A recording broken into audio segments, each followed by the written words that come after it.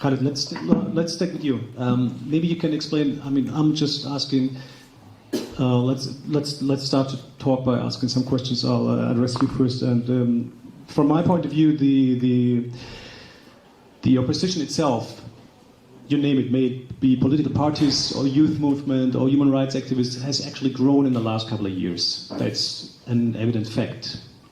But it wasn't really possible to address the situation back home to affect what's happening there. What do you think is the connection between the the rising number of different activists, human rights groups, and opposition parties, and they're still lacking strength actually to affect the situation in Eritrea?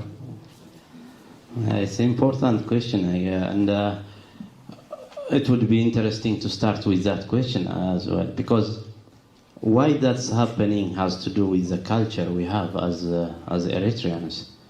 If one cannot tolerate the opinion of others and still can work together and go and start a new organization or association, then there will be always such tendency of having many organizations, many political parties. So this culture of tolerance and entertaining difference of opinions should be cultivated somewhere. We need to start that. If we had this culture, we wouldn't have so many organizations and so many political parties. What we see is now, if some members of some organizations or associations are not satisfied with what is going on, instead of correcting things within inside, they just split up and start their own. And that's creating chaos in the opposition, in the youth organizations, everywhere.